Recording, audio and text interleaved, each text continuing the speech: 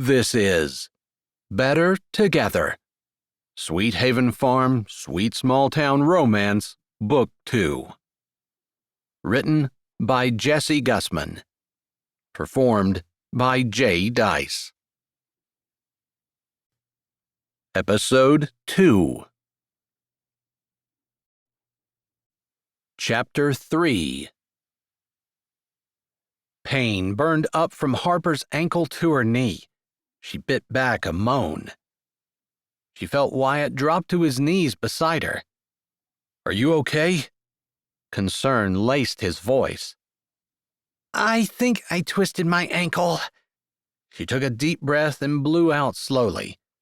The pain settled into a dull thump, only occasionally shooting up her calf. His arm slipped under her, and he lifted her. "I can't see a blessed thing in here. Can you move your toes?" He stepped over the rail and started walking down what she assumed was the center of the tracks. It really was as black as a closed coffin. She shook her head slightly. Bad analogy. "Yes, I'm sure it's not broken. I think I can walk." She took another deep breath. This one contained a large dose of Wyatt's unique, comforting scent. "I can go faster if I carry you. They arrest trespassers, you know." Harper's chest seized. Of course.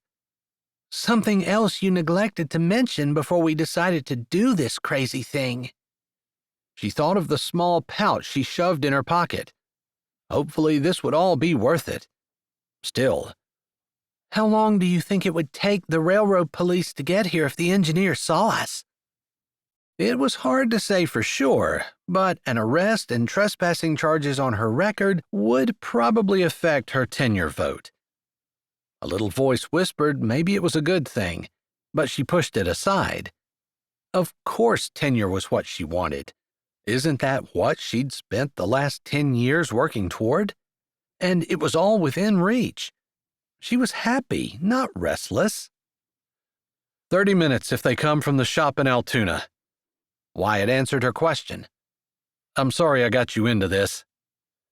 "Tomorrow we'll be laughing," Harper said, hoping it was true.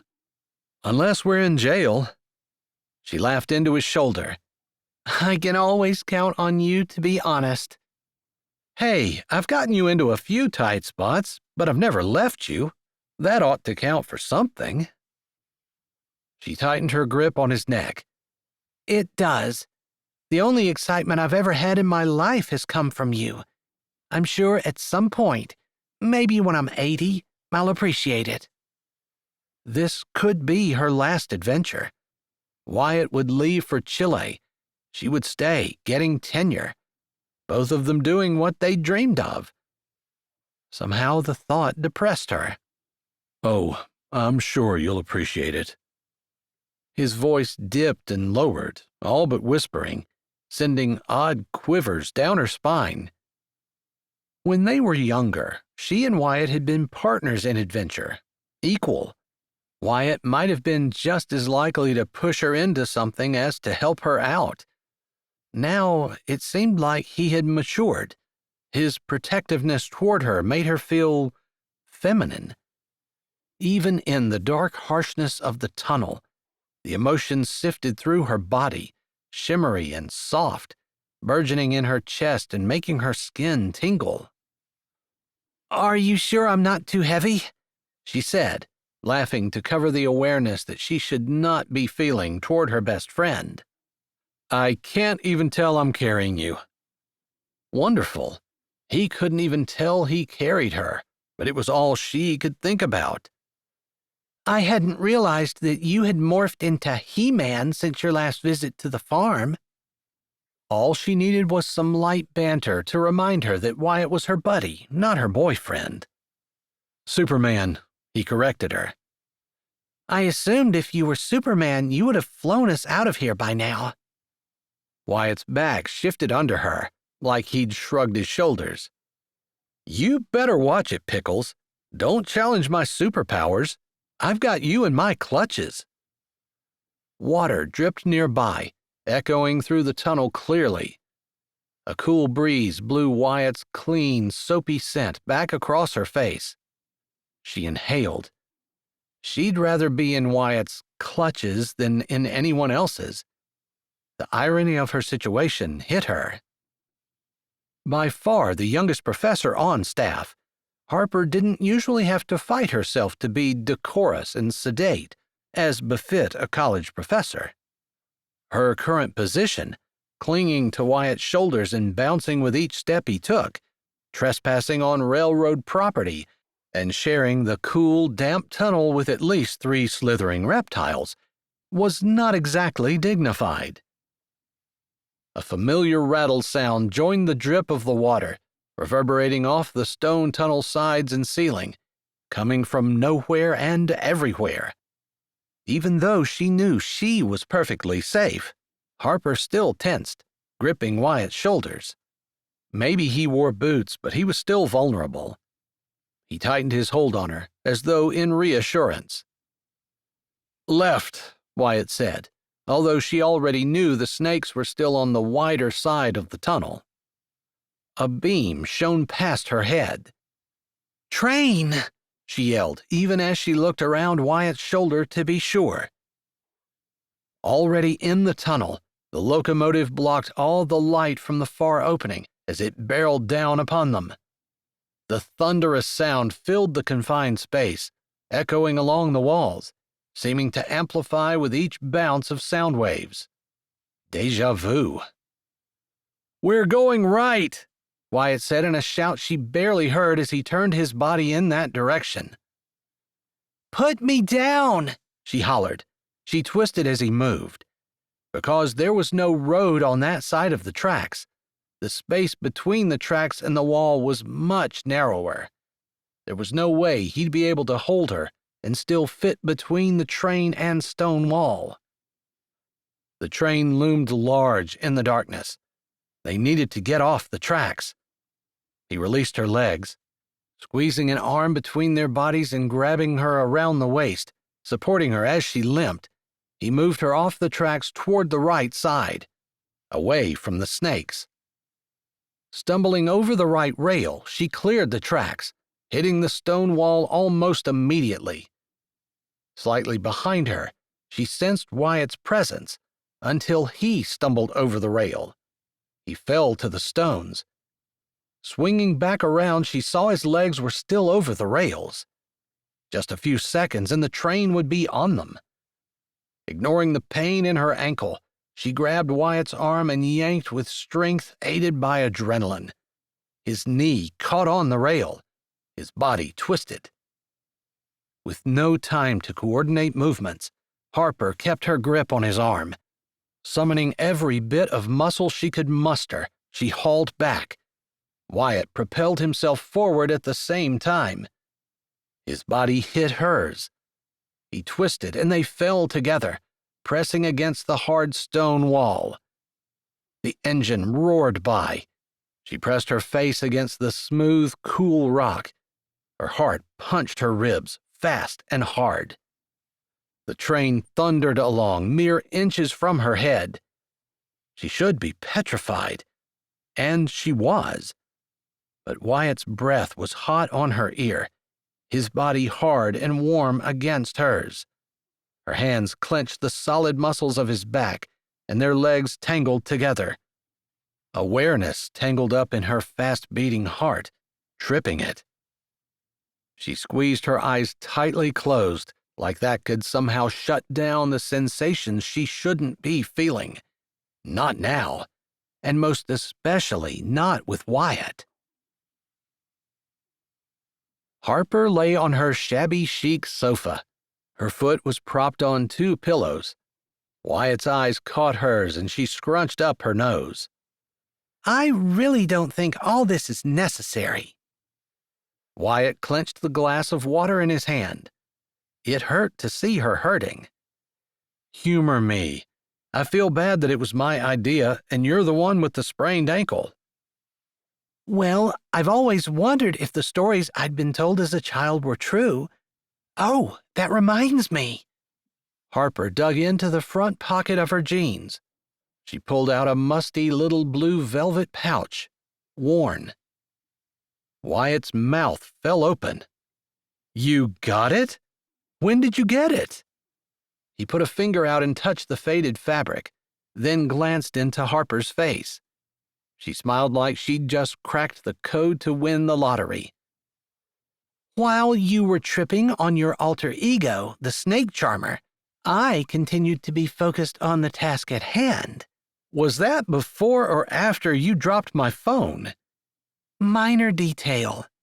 Harper waved her hand, and Wyatt bit back a grin. It hadn't seemed so minor at the time.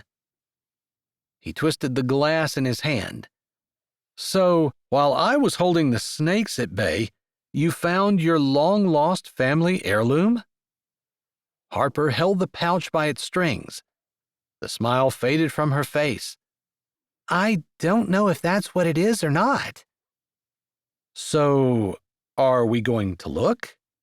Wyatt set the ice water down and moved a stack of books so he could sit on her coffee table. For an organized person, Harper had books everywhere in her tiny efficiency apartment. "I don't know if I want to know." Harper met his eyes and he recognized the uncertainty there. "Why not?" "I've been hearing those stories all my life. How my great-great-great-grandmother left her ducal husband in England to run away with an Irish sharecropper." Her fingers smoothed over the small pouch. "That's my history. I don't want it to change." "But you want the truth. Plus, change doesn't equal bad." Harper shrugged and dropped her eyes. Wyatt's heart dropped along with them. That was the second reason they could never be together. Not only did he not want to risk ruining their great friendship, but Harper was so grounded in her farm and family. She hated change, and for them to be together would rock her world in too many ways to list. She stared at the pouch. "To have my world shifting around me just makes me feel insecure." Wyatt tried to lighten both their moods. "Does that mean we never find out what's in the pouch?" Her lips tilted up and she held up the pouch. "Do you want to do the honors?" "It's your family. I'm the snake charmer." "You were amazing with that, by the way." Harper looked up at him. His heart swelled at the sincere admiration in her gaze. If only he could turn that admiration into love. He smiled to conceal his thoughts. "Thanks." Harper grinned back at him. Then she loosened the strings on the pouch. "Here goes." She turned the pouch upside down. A thick gold band with a sparkling green emerald and intricate gold work dropped into her hand. Wyatt whistled. "I'm not an expert on jewelry, but that thing isn't your run-of-the-mill mall jewelry store ring. It looks heavy." "It is." Harper picked up the ring and twisted it in different directions. "There's an inscription." She turned the ring and squinted. "Sweet haven of rest." "I wonder what that means." He was curious, sure, but he was enjoying more the wonder on Harper's face. "This is the ring. That's what my grandmother always told me it said." She turned glowing eyes on him. "My great-great-great-grandmother had that engraved after they got to America. I guess, even though she was married to a duke, her life wasn't that great in England. She expected things to be much better here on the farm. And, of course, she couldn't keep another man's wedding ring, and no one would believe that the poor Irishman she'd run off with would have given her something so grand. So she had to get rid of it." Harper shook her head. "Can you imagine what she left? Safety, security, her husband?" All for love. Wyatt wished the old woman was here today to give Harper a lesson on the power of love. Harper turned the ring over, looking at it from all sides. I can't imagine crossing an ocean and going to an unknown land would have been worth it. I think this ring is evidence she wasn't sure either. I think the fact that the ring was still in the tunnel is evidence that it was. Why? If she wasn't happy, wouldn't she have gone back and gotten the ring? Maybe she forgot about it. That's my point. Look at that thing. It's not something that's going to slip your mind, especially if you're unhappy and miserable. Harper's brows drew down. Good point. Your grandmother chose love. Wyatt nodded to the green fields outside the small living room window, indicating the farm that she and her Irishman worked together. It was the right choice. Harper snorted.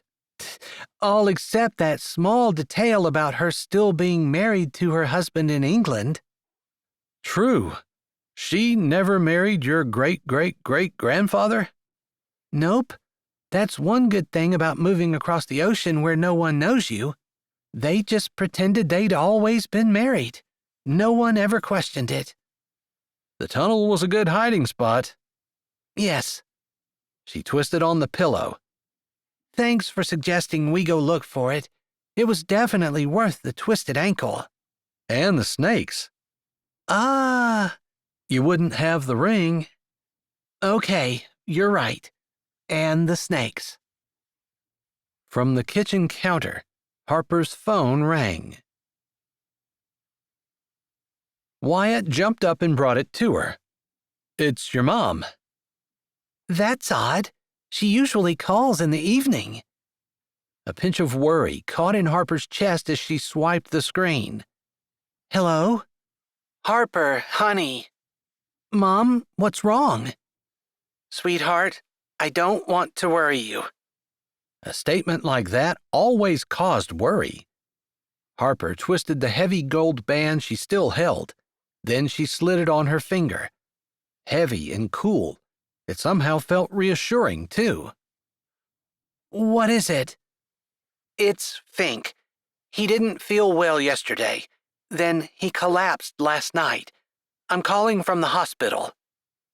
Harper sat up. She gripped the phone tighter. She hated traveling. She hated leaving home, but family was more important. I'll catch a plane and be right out. I'll take care of the boys. No, Grandma and Grandpap have them. Everything's fine right now with the boys.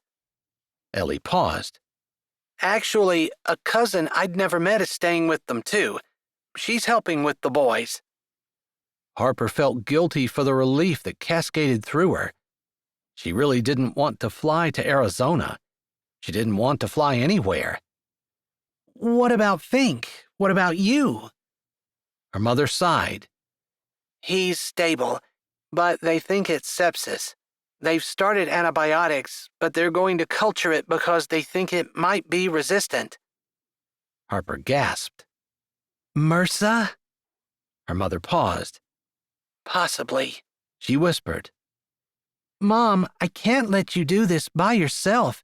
I'll catch a flight. No, that's what I was calling for. I didn't want to worry you, but the last thing Fink said before he passed out was about getting the pumpkins planted. I assured him that you and Wyatt... Did Wyatt get in?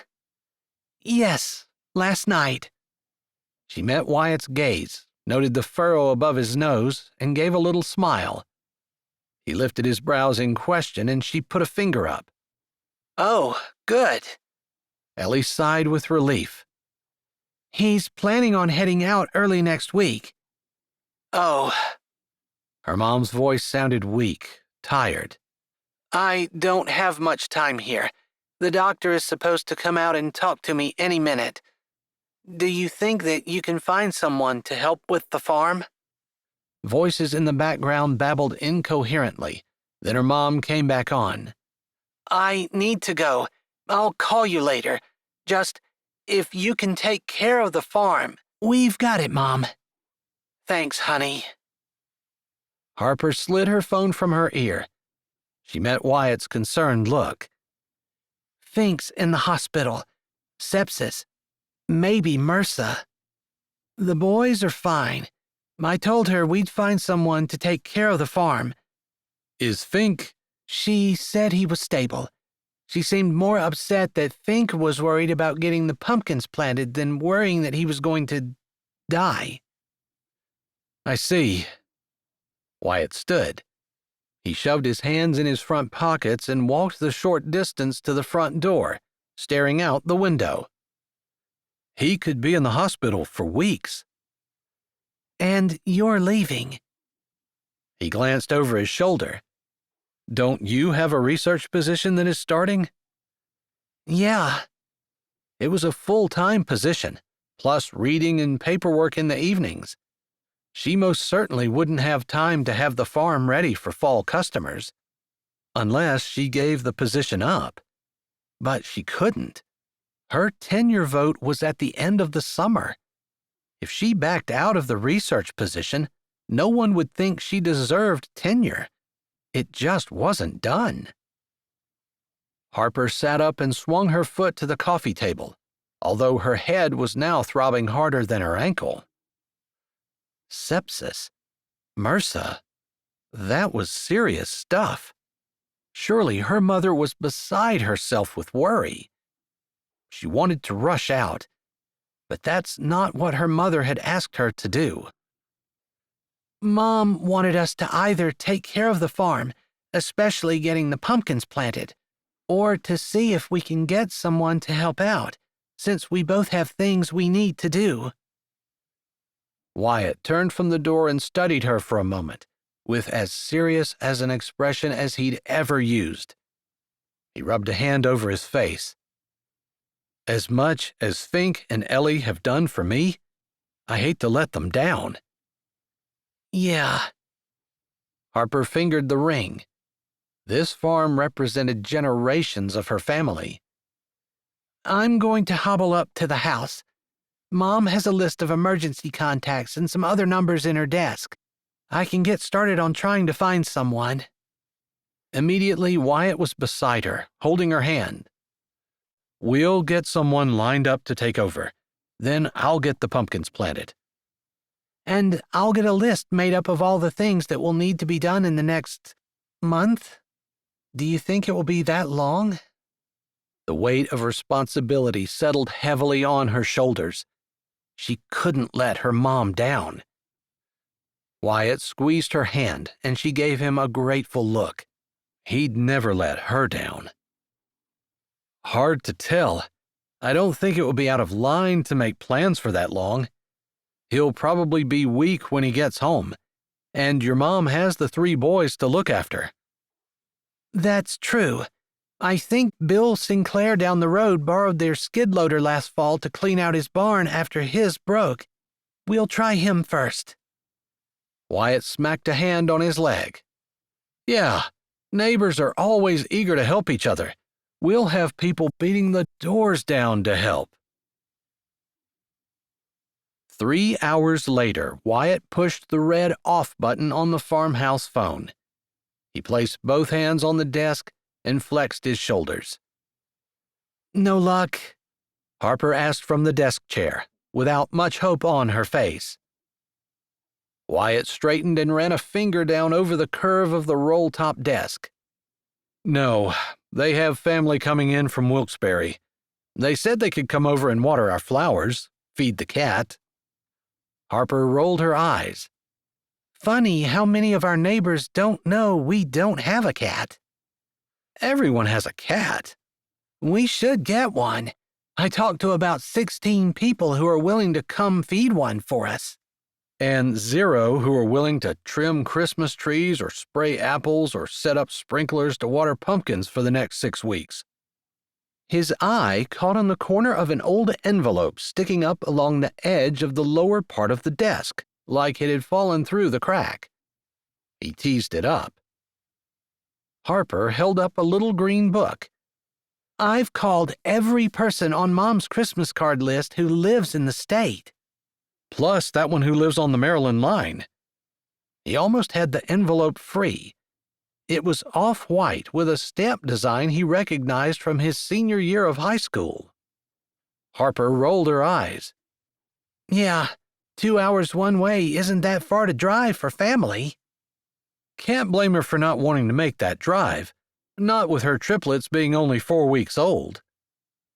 Yeah, remind me to tell Mom she said thanks for the bottle warmers. I didn't even know we had a relative with triplets. Wyatt tapped the envelope against the desk and tried to imagine Harper with triplets. Hope they don't run in the family. What do you care? Harper laughed at him. Wyatt put his hand to his ear, mimicking someone talking on the phone, and spoke in sotto voice. Wyatt, come rescue me from my kids. They take after my great-great-grandmother who fled England. These munchkins are fast. Very funny. Harper fingered the book again. What do you have there? It looks like it got caught between the cracks. The postmark on it is 10 years old. Harper tilted her head, reading the fuzzy print. That's from the Pennsylvania Department of Permits and Licensing. Surely if Mom or Fink needed it, they would have noticed it missing by now. Harper narrowed her eyes. Should we check? Wyatt shrugged. This could have been something they misplaced years ago. He opened it and scanned the letter inside. What? Harper asked, peering over the edge. It looks like Fink applied for a permit to develop the mountain. This is the approval letter. He held up the other paper, which was a bluish color with gold lettering. This is the permit. That's odd. I don't remember hearing anything about that. Me either. Wyatt stuffed everything back in the envelope. That's 10 years old. Obviously nothing ever came of it. Wyatt placed the letter on the desk next to the side he'd pulled it from. Harper tapped the little green book on the desk. You're sure you called everyone in Pennsylvania? Wyatt nodded. All except that Avery Conrad. She's the first name in the book, but I've never heard of her, and she lives in Philly. That's like 5 hours away. Harper sighed. Too far. He hated seeing her so dejected, and he couldn't stand that she was worrying about the farm. Well, one neighbor didn't answer. I'll try him again. Harper's phone rang and she grabbed it off the desk. It's my mom, she said before she answered. Wyatt pulled his own phone back out and stepped away. By the time he finished talking with the neighbor, who couldn't help because his mom had just been diagnosed with cancer and they were starting treatments in Pittsburgh, Harper was already off the phone with her mom and was digging through the desk. He walked over beside her. Everything okay? Yeah, she wanted the insurance info. Apparently they've switched insurers and she has the wrong card in her wallet. She was too worked up to remember the name of the new insurance company. Harper shuffled some papers around, then dug through a stack she pulled from the second drawer on the right. It's in a business-sized envelope just like this. Her voice trailed off as she read the bright pink sticky note attached to the envelope on top. What? Wyatt bent over and squinted at the familiar scrawl on the sticky note. Taxes have tripled. Will pay with money from selling pumpkins. The return address on the envelope was the county assessment office. His chest tightened. Harper tapped her finger on the note. That explains why Fink's last words to Mom were about the pumpkins being planted. Yeah, it's kind of important to pay taxes. Wyatt put a hand on the desk and leaned on it. I agree that this really isn't any of our business, but do you think there's more like that? More tax bills? More bills that are depending on farm income to get paid. I know Mom was making as many decorations as she could, but I thought it was more that she was thrilled to finally have the boys in school and to have time. Maybe they need the money. Wyatt tapped his finger on the desk. Fink wouldn't have been worried about it otherwise, but we need to find that insurance info. Harper met his look with a frank one of her own, Right. Sounds like either the farm needs to generate money or we'll lose it. She touched the ring on her finger, then seemed to shake herself. Oh, Mom said that Avery Conrad is a professor and a distant cousin of Fink's. She might be willing to come out for the summer. Give me your number. I'll give her a call. Sure. Harper flipped through the green book, found the page, and read the number off to Wyatt. He dialed. No point in waiting. They hadn't accomplished a single thing all afternoon. A voice answered after the second ring. Hello? Hello, this is Wyatt Fernandez. I'm Calvin Finkenbinder's nephew.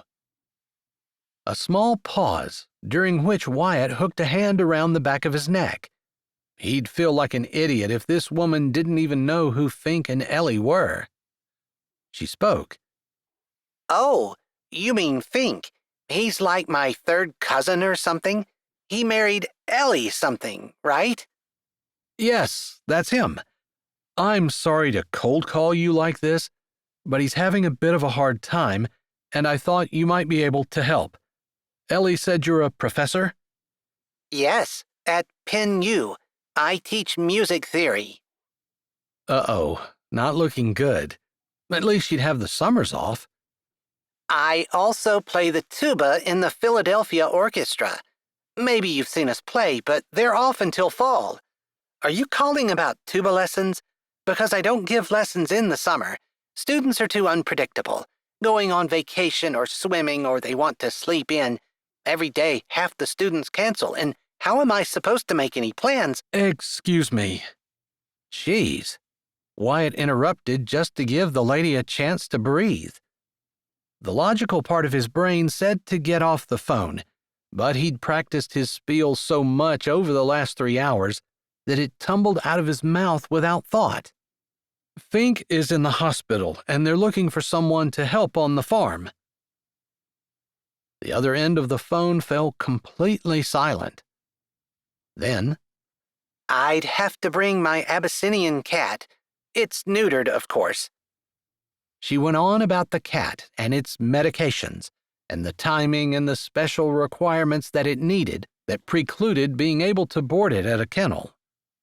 Wyatt wasn't exactly timing it, but it seemed like at least 15 minutes before she stopped for air, and he was able to tell her he'd text her the address. She agreed to come out Monday and hung up. He stood unmoving with the phone still at his ear. Wyatt? Wyatt, what's wrong? His hand dropped slowly from his ear. I think I just solved our no-cat problem. Harper started to smile. Apparently, the look on his face made her rethink that decision. I was kidding about needing a cat. She's coming. Harper's eyes lit up, but she tilted her head. Why did you just say that like she's the next of kin to the chainsaw murderer? I'm not sure we need to worry about her running a chainsaw. But she can use hedge trimmers, right? Does she know much about farming? Can she spray the sweet corn? Wyatt looked at his phone, like it had somehow conjured all of this up. She plays the tuba. Harper's eyebrows flew up. The tuba? She has an Abyssinian. And that's a hairdo that requires multiple bottles of hairspray, similar to a beehive? It's a cat. You're scaring me, Wyatt. I'm a little shell-shocked myself. She, talked a lot. He tried to look on the bright side. But she'll be here Monday.